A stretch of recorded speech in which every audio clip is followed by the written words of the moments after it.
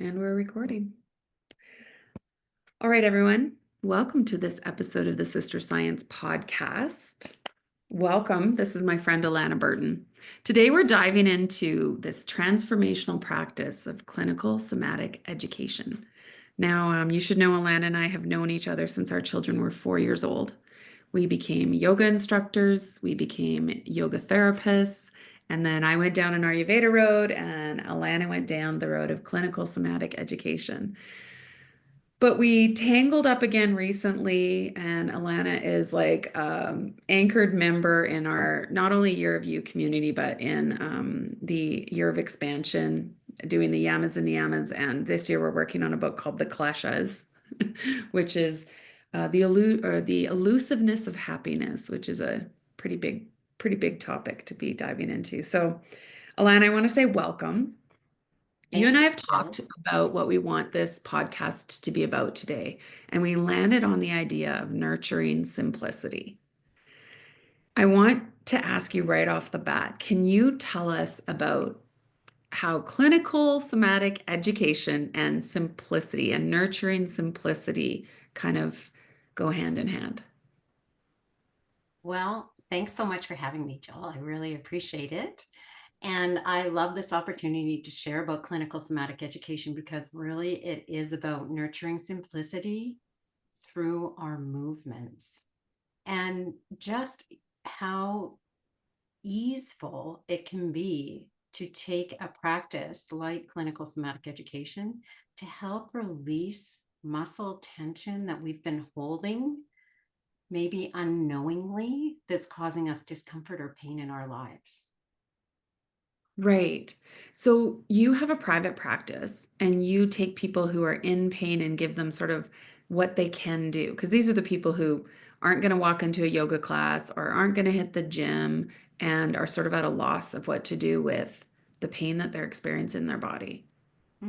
Absolutely. So these are people that they've given up on these things, that maybe they used to do them, but their pain has taken over their lives.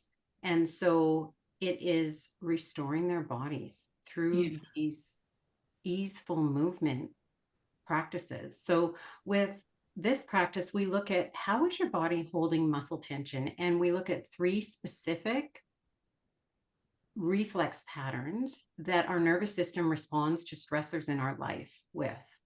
And we can have one, two, or a combination of all three of those reflex patterns that are habituated. They're causing tension that our nervous system is no longer aware that we're even holding tension in a specific way. So, with this practice, we do something called appendiculation. Yeah. That muscle tension, we purposely move into it so the brain starts to take notice that there's tension there. And then we slowly and consciously release out of that muscle tension to a place of rest. Yeah. That way, the brain starts to become aware of where we're holding muscle tension and learns how to release it. So we're retraining the brain. The muscles don't move of their own accord, they move because our sensory motor feedback loop in our brain is that's what's telling our muscles how to move. Yeah. When we get stuck in a certain pattern, there's like a snag there. And so that snag is what's causing our discomfort. And it might be that the snag is in one area of the body, but another area of the body is what's expressing the discomfort or pain. So the way I hear you talking right now is it's almost I'm hearing neuroplasticity. It's like your brain is going in and instead of going on autopilot, you're like, hang on, we could do things differently. And you're retraining patterns in the body. Absolutely. That's totally it. We're taking advantage of that neuroplasticity in the brain. The brain adapts to a movement pattern to help us get through a stressor in life. And we Yeah. heal from that stressor, but now we've had this maladaptive movement pattern.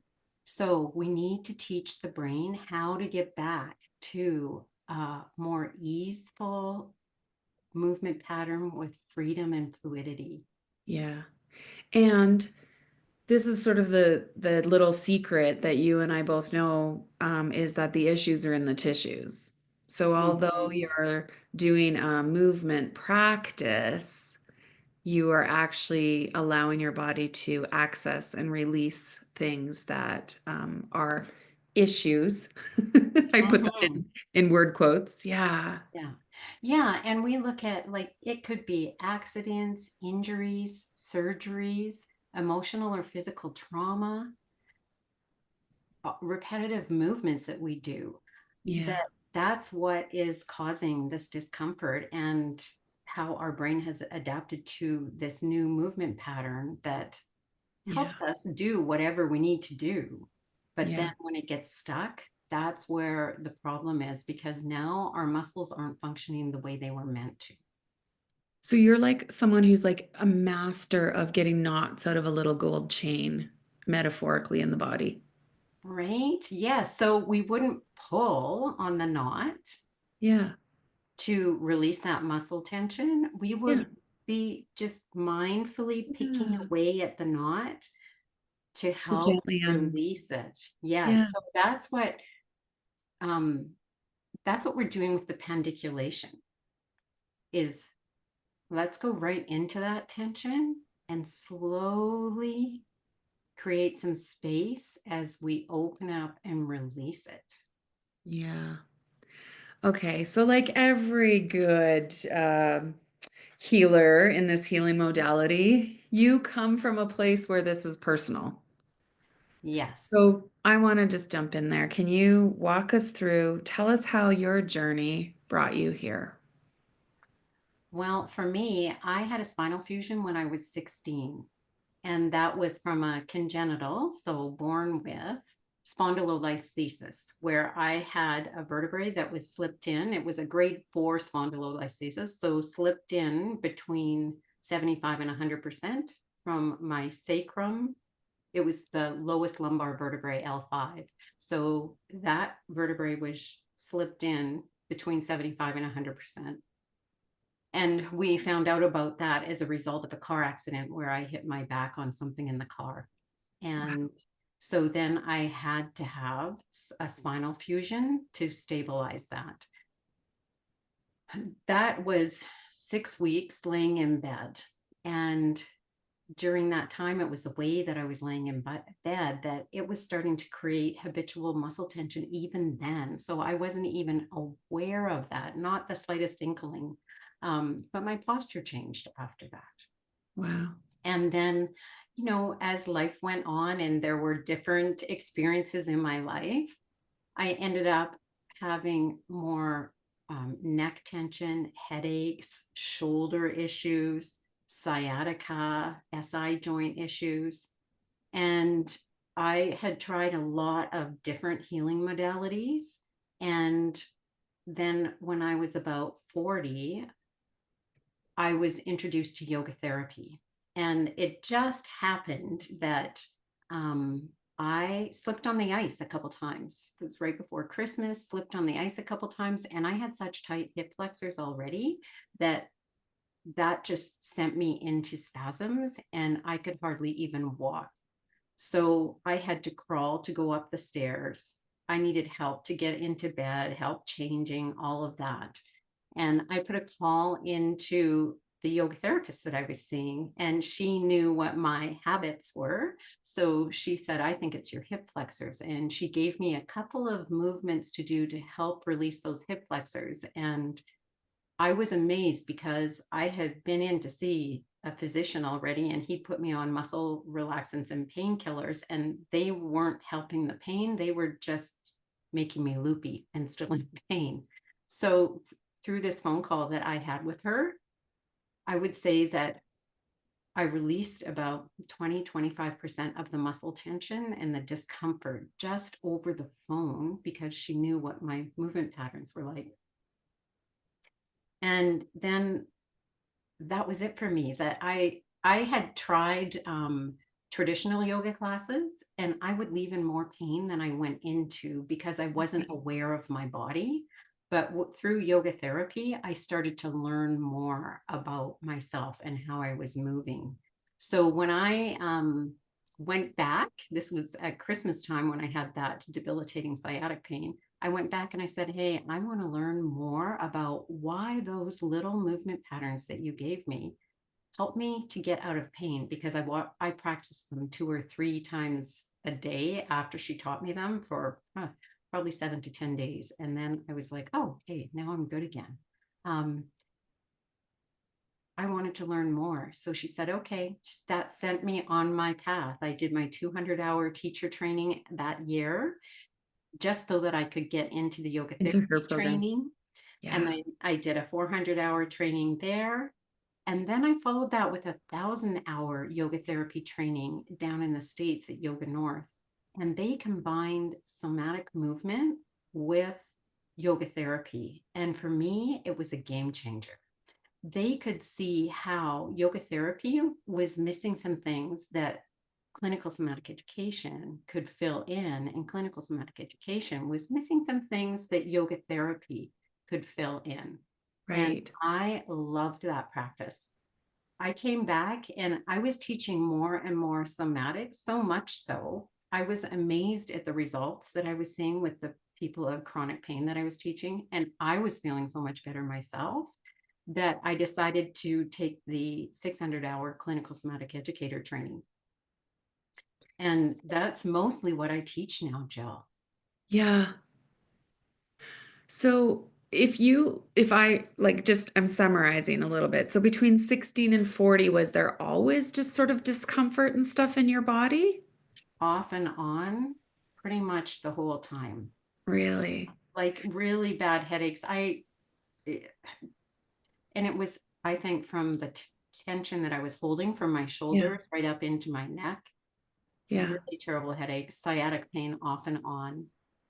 So you described like that sort of aha moment with the small movements that you were given by the yoga therapist. I think you and Mhm. I talked about it. Is that block and strap? Yes, it If is. any, if anyone needs us to send you the video of block and strap, we'd be happy to do so. Yes. It's a little magic movement. But so at 40, you kind of said something about I wasn't aware of my body. So Hmm. now this process, I mean, you're only 44, haha. So you've been a couple of years that you've done all this. So what is the span since you were 40 and you started changing your relationship to your own body through this journey of yoga therapy, of somatics, of somatic clinical education, like this journey, um, tell me about now the new relationship that you have with you. Well, the awesome thing about this practice is that it's always your brain that's making the changes with clinical somatic education. Okay. So if something does come up in my life, if there's a big stressor that comes up in my life, I have tools. So this requires, it's a daily practice, and it doesn't have to be an hour-long practice every day. You could do 5 or 10 minutes and you can get a lot of relief just in 5 or 10 minutes. I just want to share one other story because Okay. it tells about how I fell off my practice. And that was Okay. 6 years ago. We had a beautiful Bernese Mountain Dog, Charlie, and Charlie got cancer and he passed away. And our whole family was devastated. We'd had this beautiful dog for 9.5 years. And I fell off my practice. I stopped doing it. We were all so sad. And my discomfort came back. My SI joint started to bug me a little bit. My sciatica started to bother me a little bit. So I went and saw a chiropractor, and he sent me for x-rays, which I'm so grateful for. Um, and when I brought those x-rays in, he was teaching another chiropractor who was new, and he put my x-rays up on the screen, and he said to her, this woman should be crippled. He Mm, actually used the word crippled. There's no way she should be moving as well as she does. And it's only her somatic movement practice that is helping her right now. And Jill, I just want to say in follow up to that, I'm going to be 60 this year. And okay, so 20 years. Yeah, 20 yeah, years of this. so Yeah. here we are. And I mean, I am so grateful for this journey that I've had through yoga therapy and through clinical somatic education to continue to move well Yeah. now. I mean, Yeah. moving into my 60s, where people are thinking that, oh, it's old age and that's just the way it is. And it Yeah. doesn't have to be that way. Thomas Hanna, the founder of Hanna Somatic Education, so it can be called Hanna Somatic Education or Clinical Somatic Education. He called it the myth of aging. It's just that our brain has forgotten how to release that muscle tension that we've been holding.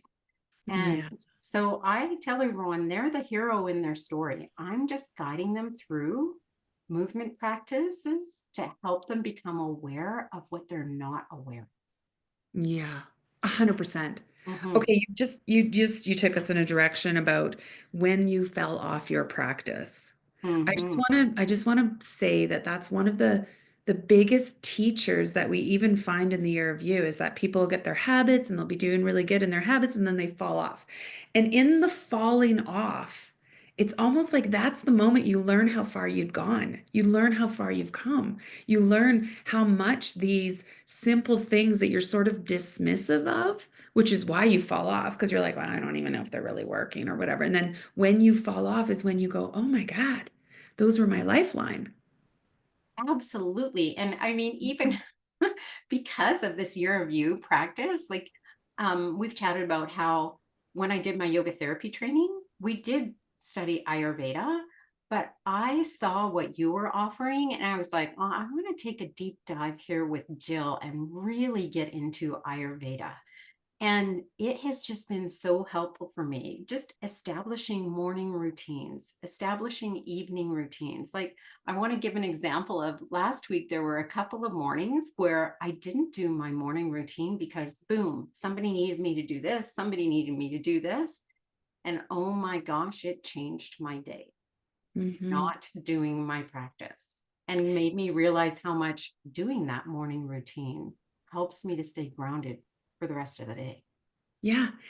And also, you got yourself back on 2 days later, whatever it was. Like, I think Yes. there's something really important to hear. So let's tie this to that idea of nourishing simplicity, because this isn't a no pain, no gain practice. This isn't a practice of, like really rigid rules around what you have to do.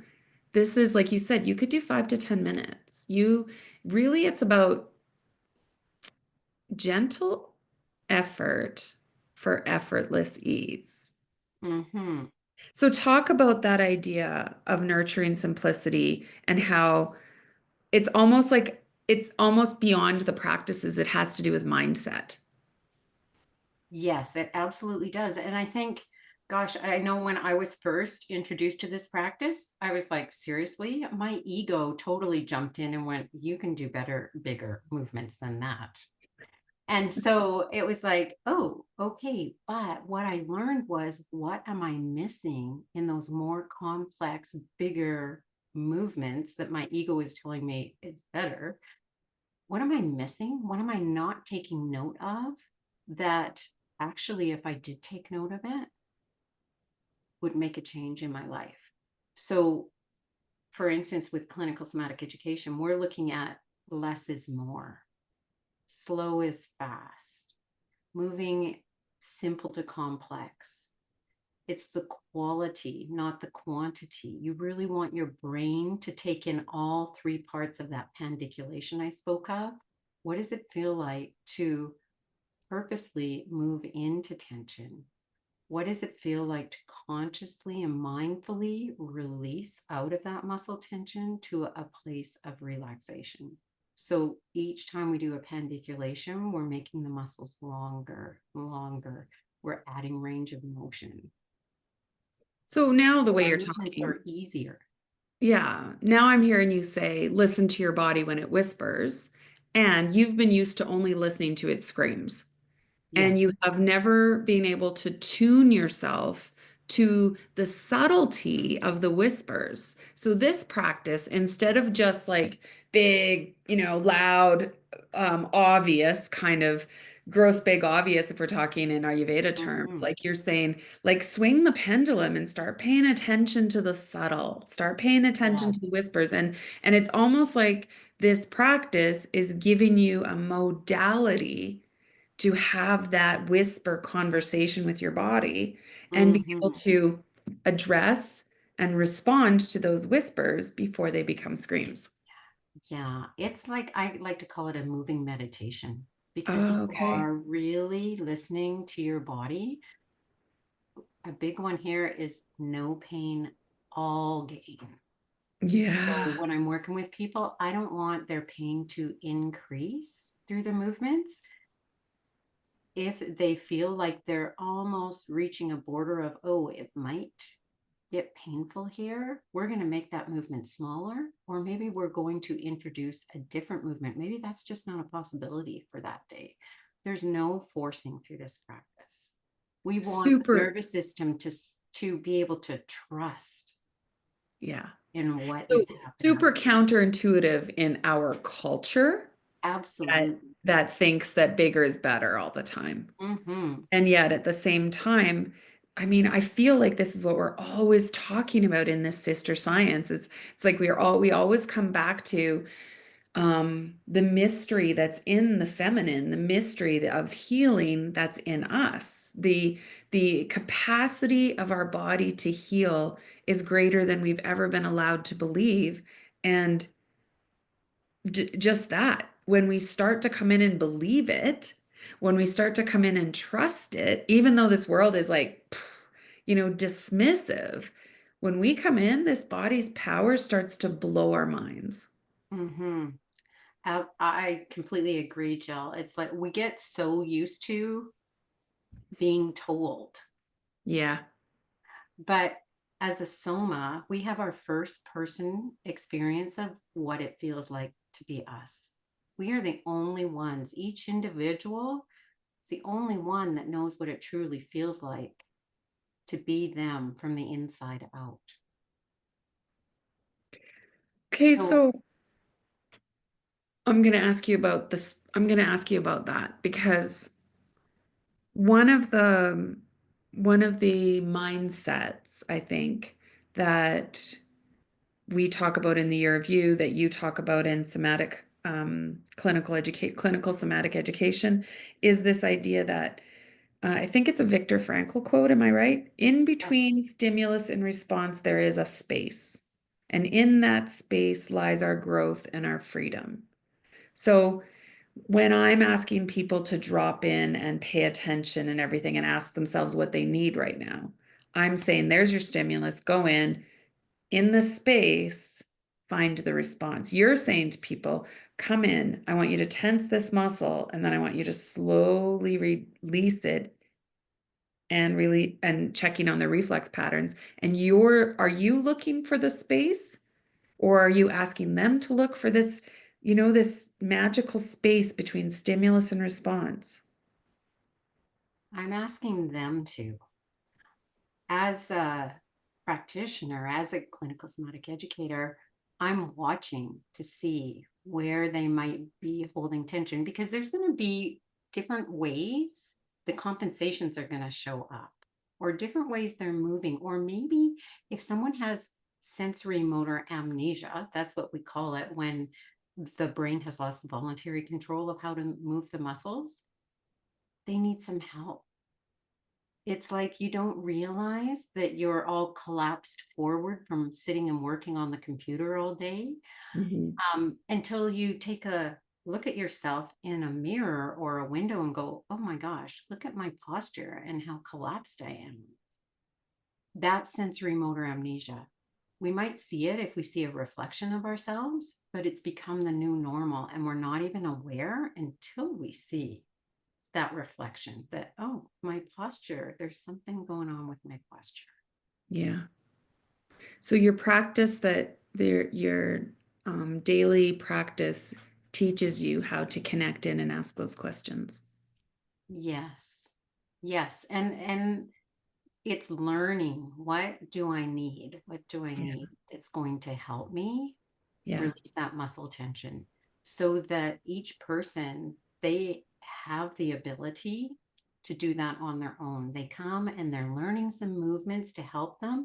It's like unpeeling the layers of the onion, or peeling Yeah. back the layers of the onion, and they get to learn more and more and more with each layer that they are peeling back. Right. Amazing. Oh my God. I love it. Okay, I want to go back to you. Mhm. So I think like your personal healing story is very evident. And you and I both know that what happens is that as your own container gets strong, as you build your own ojas, as we would say in Ayurveda, your capacity, your immunity, your vitality, the body, your container, all of a sudden can do more. It's capable of more. It has Mhm. more energy. It has more, the day-to-day activities. It's not so limited to what it can do. And then you put sort of prana in there, and life force energy comes in, and all of a sudden inspiration happens. And each and every person has this unique gift to give. And Ayurveda yoga calls it Dharma, which is Mm. life purpose. And you've turned this now, your healing journey, into almost like this is now your gift that you're giving. This is now your offering to the world. And I just want to ask you about kind of your biggest aha moments recently in that journey. I want to ask you about uh, kind of how you own it, how you own this really magical flow, mystery, healing practice, and you let yourself be the conduit of that healing and serve it out. Big question. Well, it is a big question. And I mean, I am constantly amazed with this practice at just the changes that not only how I have changed, but the people that I'm sharing this practice with, how the brain in its neuroplasticity is able to help them get back to the things that they love to do or want to do, that maybe they haven't done for a while. I think that is the biggest thing for me in teaching this practice. And it's just so many aha moments for me. So talk about translating effortless effort in the body to what effortless effort looks like in a business. Well, I think that, recently I was using a lot of effort. I was really trying to reach out to people and let them know about somatics, clinical somatic education in particular, because it's not a well-known modality, Yeah. right? And then people kind of get skeptical about really those small movements, that there can be a change from doing those small movements, just like I did at the very Yeah. beginning. Yeah. Um, and so when people start to realize, oh, actually, this is very effective at helping me get back to what I'd like to be doing, it just makes such a change. And it's that effortless effort where recently I've had some things happen in my life where I have that abundance now because of this exploration with Year of You and how I've been able to fill my cup with Year of You. And as we mentioned, the kleshas and having the yamas and niyamas, these philosophy pieces of yoga, and how they've been supporting me to come from a place of abundance instead of scarcity, and to own what it is that I need to share with the world, but also to be able to share what I need to share sometimes when it's in challenging circumstances. And to Right. be able to come back to, for instance, the yamas and niyamas, if people aren't familiar with ahimsa and satya. So non-harming and truthfulness. I've recently had to have a really challenging conversation, and I came right back to that yoga philosophy piece in how could I structure this conversation so that I could really share my values and my heartfelt thinking about the situation. And I feel like I was really seen and heard when I Mm. took that time to really prepare for the conversation and bring in that non harming, but still be truthful in what I needed to share. And that, I feel like the universe was hearing me. This is the little kernel that you and I have sort of I mean, we're not stumbling on it because I know that I experience it, but like all humans, I also fall into self-doubt and I fall into oh, like this feels really hard and no one really understands. And this is a very, like it's a very specific little thing, and the world doesn't operate this way. This is not the Mhm. language that they speak, or this paradigm isn't in, I fall into all of that negative talk. And I feel like when I'm in that little negative talk thing, there's not really abundance coming towards me. But as No. soon as I am in my practices, as soon as I'm in alignment, as soon as my voice can powerfully reflect the magic healing capacity and the importance of what I feel like is I'm talking about, it's like exactly what you just said. It's like the universe hears you and it conspires to assist you. And so there's something about that that feels like when we take our own medicine and we just honor it. We honor our own medicine. It brings us to a place then where we're able to be seen and be heard. And the universe is like, I'll bring you those people who need what you've got. Hmm. Yeah. Yeah. And I mean, I used to reach out to other people, and I still will be doing that in for collaborations. And Yeah. I think it's like, oh my gosh, our work could be so juicy together. And I feel like that's you and I, Jill. Well, the second you said the word juicy, you had me. Exactly. So now, um, I've recently been contacted by other people saying, hey, I'd like to collaborate with you. Yeah. And what a lovely feeling that has been. Yeah. And that's like, if we come back to nurturing simplicity, then it's almost like, I don't know, you had another quote, and let's attribute it to Lisa Peterson. Use as much effort as you need and as little as you can get away with it. Yes. Yeah. It's just that idea that life doesn't have to be a grind. This day-to-day existence doesn't have to be hard. If you're Mm. in business, you don't have to be hustling. And this is Dharma. Dharma wants, like it wants to flow out of you. It wants to come forth. It wants to be like it wants to be shared with the world. And we can do it the hard way, or it's almost like this idea of we can go in and do it a little bit easier. Yes. And it feels so much better. Yeah. Even, when you think of, or when I think of, different circumstances in life where it's like, ooh, what does that feel like in my body? Ooh, what does that feel like in my body? And then, okay, what if I can come from a more easeful place? So I'm not feeling this, ooh, it doesn't feel very nice in my body when I approach in this manner. But if I come from a more effortless and easeful place, how does that feel?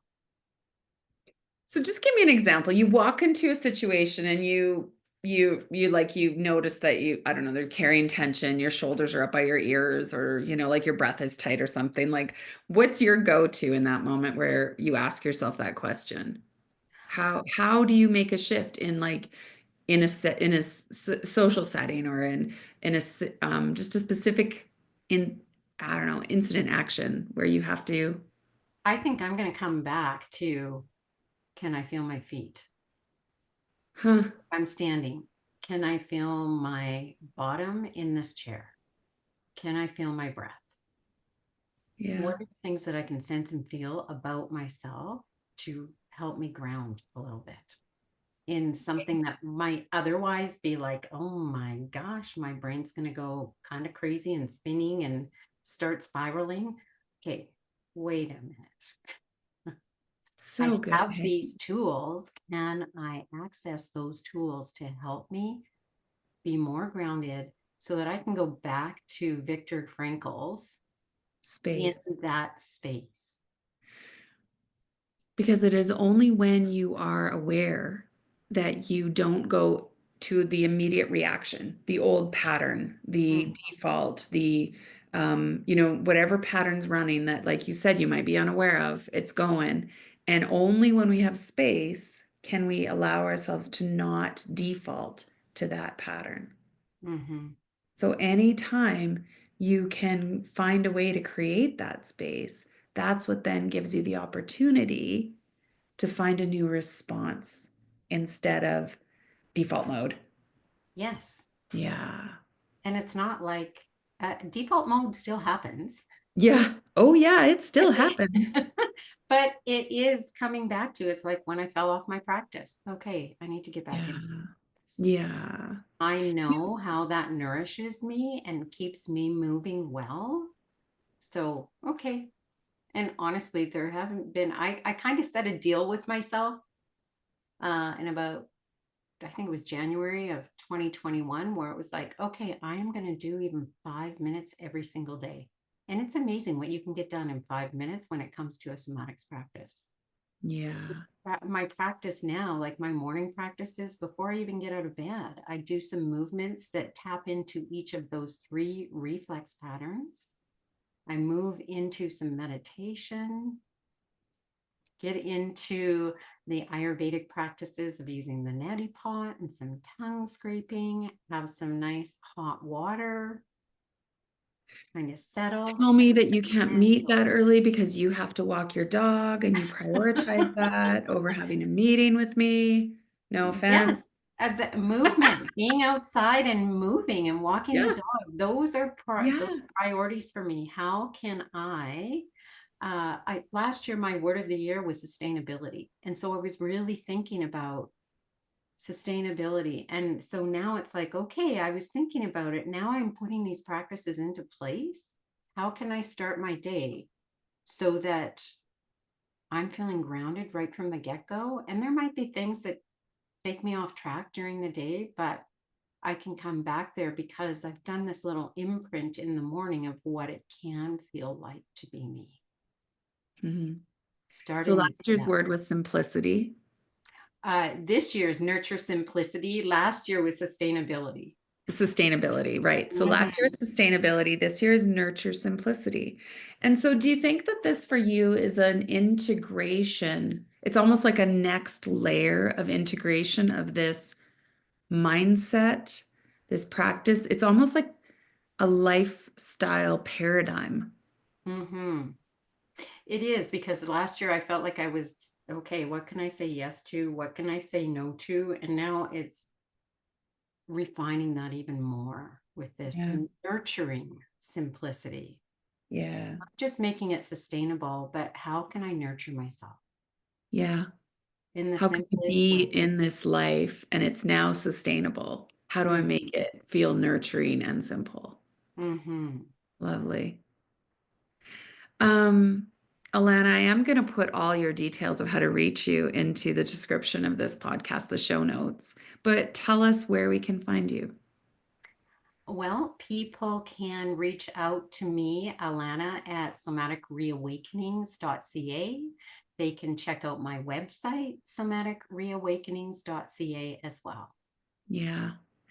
And at Sister Science, like I know Ayurveda is one modality for us to drop into this nurturing simplicity paradigm of life. But I know that there's lots of other ways to do it. So next month you'll be teaching a class for us online for everyone who's in the Sister Science community, and we will let you guys know about how you can participate in that. So if you're watching this podcast kind of like in real time when it's recorded in February of 2025, then you'll be able to pay attention to that class. And if not, just know that you can access Alana and find out where she's teaching when you do end up hearing this podcast, because whenever you're listening is when it's live for you. Yes, and I'm super excited to be teaching for Sister Science next month. I know it's going to be great. Like, what else do you need to wrap up with? Any final thoughts? Yes, I think, just for people to become aware that there's a different way. Yeah, Yeah. And that it can be just, oh, so effortless. yeah, I wish I would have known about somatics, clinical somatic education when I had had my surgery at 16, because I think it would have yeah. changed my life to have this modality to practice right after a spinal fusion. And yet it did change your life. It did change my life Change, because yeah, here I am at 60. at 60 almost. I'm going to say Oh, almost. sorry. Yeah, late 50s. Yeah, And able to share this. I'm just going to drop this one little thing in there that I had a client who said he was listening to a physician say, if you're over the age of 50 and you have to get down to the floor, you better have a plan for how to get back up again. And I just want to say, through this practice, I definitely do not have to have a plan on how to get back up again, because this just nurtures it all to help me moving well. yeah. Yeah. The myth of aging. Yeah, and when you move well, when your body is strong and flexible and balanced, your mind is strong and flexible and balanced, and your spirit is strong and flexible and balanced, and they all are interrelated. And sometimes if you Mhm. find that one day your body's not balanced, like go check in on your mind, go check in on your spirit. If you don't feel strong, go check in because everything's interconnected and this the body practice gives us the portal of entry. Yes, it absolutely does, Jill. And I mean, that whole coming back to, we aren't just our movement patterns, we're our emotions and our thoughts and our movement patterns. They aren't separate, they Yeah. all affect how we're moving. Yeah. Yeah. So Yeah. give yourself a break. Have a little Yes, bit of self-compassion. If things aren't moving so well today, then your body's just trying to tell you to be nice and be nice to yourself. absolutely. Hand over the heart. I'm Yeah. doing the best I can do. Yeah. Oh, juicy conversation. Thank you so much, Alana. I appreciate you being here tonight, and I'm really excited for everyone to hear this. Thank you so much, Jill, for allowing me to share my story.